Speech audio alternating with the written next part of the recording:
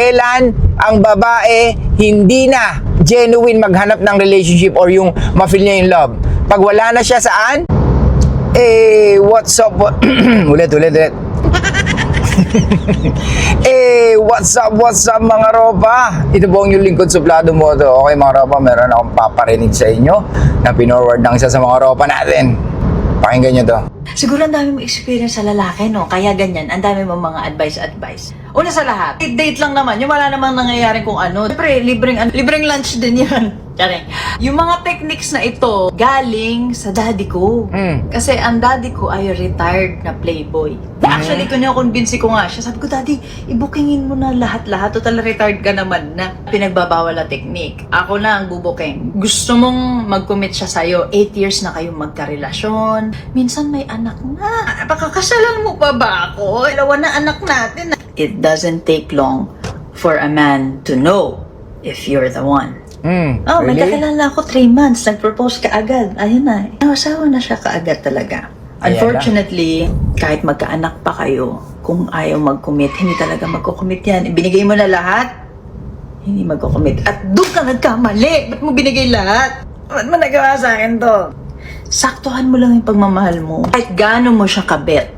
Ako din naman sa totoo lang gusto ko ibuhos yung pagmamahal ko. Yung bang, alam mo, love na love talaga kita. So, delikado yun. Girlfriend ka pa lang niya, lilinis mo na yung bahay niya, pinagluluto mo na siya, lalabahan mo ang damit niya. Bakit mo ginagawa yun? Paano niya malalaman na wifey type ako kung hindi ko gagawin yung mga ganun? Hindi niya nakikita yun. Ang sinisignal mo sa kanya, hindi mo kailangan mag-commit sa akin. Mag-MU lang tayo. Gagawin ko to lahat. Ang mga lalaki, competitive yan. Tumataas yung value ng isang bagay sa kanya na napaghirapan niya yon. Kaya mahilig sila sa sports, basketball, video games, reward system. Yun, higpit larga. Okay mga ropa, nakita nyo na kung paano ma-pressure ang babae. Marami siyang bibigay na example like yung 3 months, di ba? Or may anak ka na, hindi pa siya nag-commit. Hindi ko alam kung ano sa kanila yung commitment Kasal yata yung commitment sa kanila So pag hindi ka kasal, hindi ka committed, yun ba ibig sabihin nun? Or you just want to feel good na makakasal ka para at least masabi mo na kasal ka. Magkaiba kasi yun di ba? Magkaiba yung gusto mo ng commitment, magkaiba yung gusto mo lang ng kasal. Di ba? Minsan nanggagaling sa pride yan Naku, I'm already old na, gusto ko na magpakasal, pakasalan mo na ako, 3 na yung anak natin, 4 na yung anak natin. Yung kakilala ko or minarinig ako, yung lalaki, 3 months pa lang sila magkarelasyon ng babae, nag-propose na, ayun, kasal na sila. And then, anong nangyari after? So yun lang ba ang gusto ng mga kababaihan talaga, yung kasal, para masabi na talagang committed yung lalaki? Doon ba napapatunayan na ang isang lalaki ay committed sa isang babae pag pinakasalan niya yung babae? Come on ladies, come on. Let's be fucking mature. Na hindi mo doon makikita lamang kung ang lalaki ay committed sa'yo. Kung ang kasal ang basehan para masabi mo na committed ang isang lalaki, then you need to wake up. Stop being fucking delusional na ang kasal ang makakapagsabi na committed siya sa'yo. Yung pagsilbihan ka niya, protektahan ka niya, mag-provide sa'yo. Kung di ka marunong maging masaya doon, then nasa iyo ang problema. Why? Kasi nandun ka sa outcome, wala ka sa process. Nakapokus ka sa outcome kundi doon sa process. Parang sinasabi mo na pag kinasal tayo, doon ako magiging masaya. Pag kinasal tayo, doon ko malalaman na committed ka na. That's bullshit. Kaya mga ropa, huwag kayong magpapapressure sa babae. Ikaw ang nagbibigay ng relasyon. Alright? Hindi sila. Tsaka yung sinasabi niya about sa paglilinis ng bahay. Or sabihin na natin na bumubuka kayong babae sa'yo. Hindi ba ginusto mo rin naman yon? Hindi ba masaya kayo habang ginagawa niyo yon? Kaya paano ka magiging masaya kung pipigilan mo para lang sa pride mo? Or paano ka magiging masaya? Or paano mo mafe-feel yung totoong pagmamahal mo sa isang tao?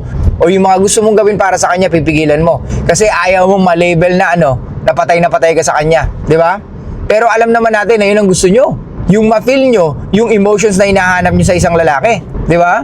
Kaya mga ropa, pressure yung ganito. Ganito sila ma-pressure. Kaya wag na wag kayo magpapadala. Okay? Hindi ganito ang way para masabi mo na committed ka sa isang tao, pakasalan mo kaagad. Di ba? May process yan. Hindi mo minamadali yan. Di ba? Hindi ibig sabihin you making excuses kung ayaw mo pang magpakasal. Marami kang bagay na dapat unahin.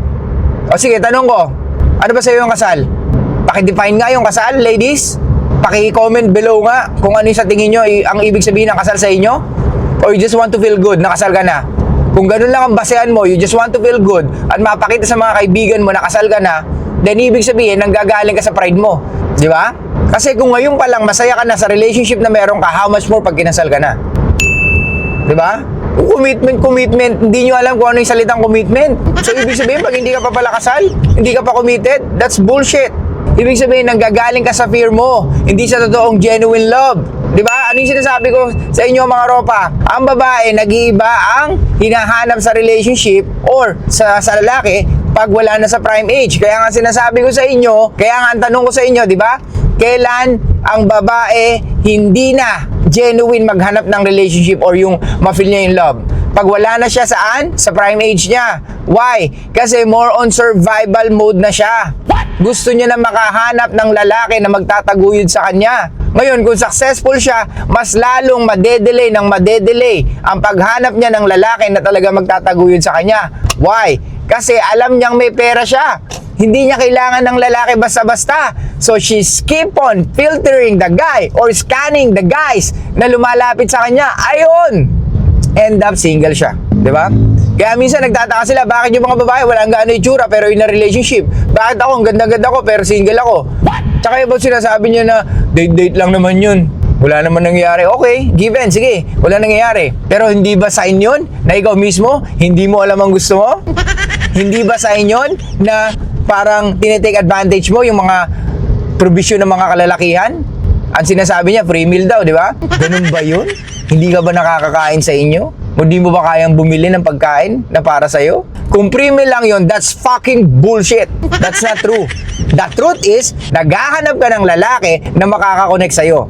Kaso, baka na turn off yung mga lalaki pag nakadate ka na. Kaya umabot ng madami ang nakakadate mo. Kaya mga ropa, be fucking careful sa pagpili ng babae. Hindi porkit maganda, hindi porkit malaki dede, hindi porkit malaki puwet, doon ka na. Gets? Hindi ganun ang tamang paghanap ng babae. Kaya nga sinasabi ko sa inyo, pag naghanap kayo ng babae, make sure naka-list down yung mga criteria or yung mga traits na gusto nyo sa babae. Kaya nga most of guys, tanungin mo anong gusto mo sa babae, anong hinahanap mo sa babae, walang masagot or hindi nila alam kung anong gusto nila. It really takes 2 minutes to 3 minutes bago nila ma-realize, oh nga, ano ba gusto ko sa babae? Di ba? Pag hindi mo alam ang hinahanap mo sa isang babae, lagi ka mauuwi sa kung ano lang ang darating sa'yo. Pagtsatsagaan mo yung mga darating sa'yo at pwedeng doon ka na mag-settle, ropa. Lagi natin sinasabi, have a standard. Tapos tangina, hindi mo alam kung anong gusto mong babae. Di ba? Tayo rin na may kasalanan. Kaya ganyan ang mga babae, kasalanan din natin. Kaya mas powerful ang mga kababaihan ngayon, it's because kasalanan ng mga lalaki. Kaya maraming simp din na lalaki, it's because kasalanan din ng mga lalaki. Nagigets nyo mga ropa? Kaya kung ikaw, yung lalaki na you always go with the flow, walang mangyayari sa'yo, believe me. Kaya pag-isipan nyo mabuti mga ropa kung ano talaga gusto nyo sa isang babae. Para hindi kayo nauuwi sa bungi. Para hindi kayo nauuwi sa mga babae na ayaw nyo. Diba? Kasi nga nagtsatsaga ka eh. Kasi nga hindi mo alam. Kasi wala kang idea kung anong babaeng gusto mo. Kaya kung sino yung darating, pagtsatsagaan mo kahit na pangit na ugali. Di ba? Tinotolerate mo kahit na bitchy-bitchy siya, tinotolerate mo kahit marami siyang nakaraan, lahat tinotolerate mo para lang masabi mong in a relationship ka.